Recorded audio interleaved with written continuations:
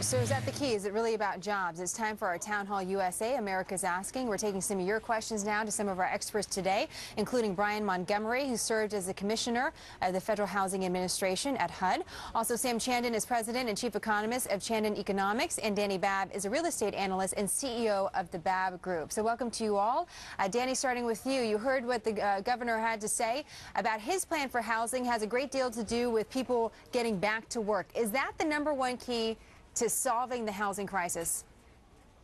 No, it's definitely a key component to solving the housing crisis, but is it the #1 key? No. Right now, 9 out of 10 home loans in the U.S. are actually being backed by the United States government. So if the Fed doesn't back it, the banks aren't lending for it. And that's going to be a really big problem when investors don't know what the tax policy is. They're not willing to step back into an unstable market and provide different types of loan options that will allow people to get back into the market and purchase or refinance their home. Brian, given what Dani just said, what is the proper role in the government of this? Is the government too involved in the housing market at this point? Are they not enough involved? What is the right role? No, well, certainly. I mean, you've got between the Federal Housing Administration and both Fannie and Freddie, the government technically controls about 90% of the mortgage market. I think both parties are in agreement that we need to get the government out of the mortgage market. But the key, the devil in the details, is certainly how do we get there? Now, you have a lot of borrowers obviously looking for some help. Both the Bush administration and Obama administration offered programs such as HAMP. HUD launched some more homeowner assistance yesterday. But by and large, I will agree with Governor Plenty on one thing. I mean, one way to help get us in the right direction is certainly economic growth.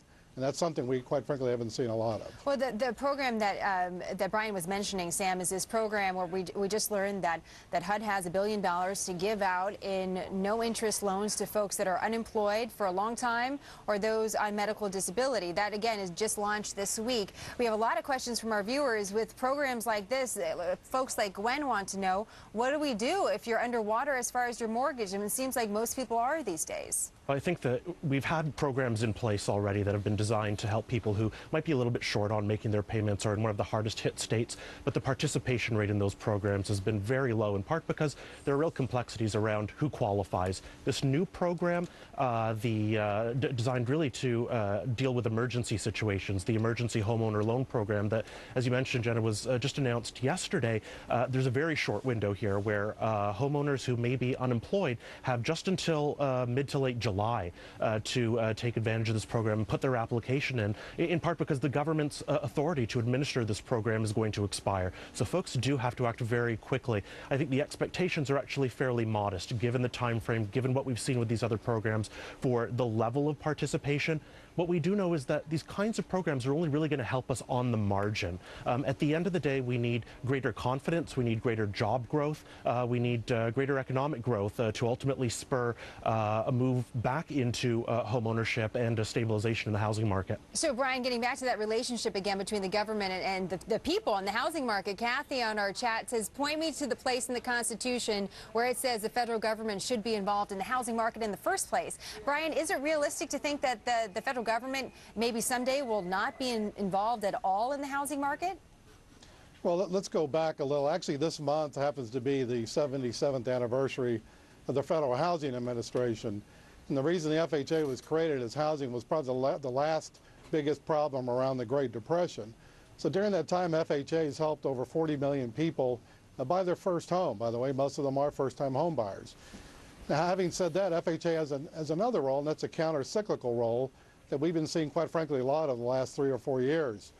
It wasn't that long ago when FHA's market share was about 2 or 3%. Right. Now on the origination side, it's 25 to 30%.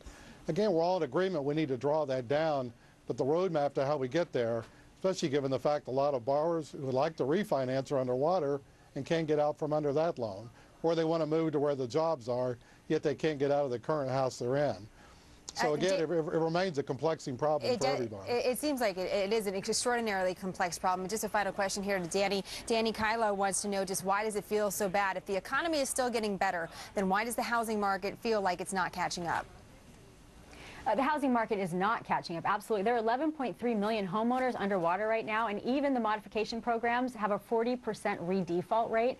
So if you take consumer confidence, you take the inability for people to take equity, leave, and then buy up, trade up their homes, which was a very strong source of home sales, and you take first-time home buyers that are very afraid, despite what NAR says that it was storm-related, people are actually very afraid to buy a home right now, and rightfully so. I mean, it could be years, it could be decades before the housing prices have stabilized again, given the job market. And if you take all of that and you look at the number of people that are underwater on their homes, can't refinance and can't move, they have every reason to not be wanting, not be initiating home purchases right now. It's not going to recover for some time. We'll see what kind of proposals, again, some of the new folks in Washington come up with, because right now we certainly, I guess we need them, looking at some of the data. Thank you so much to you all. We appreciate you participating in our town hall today.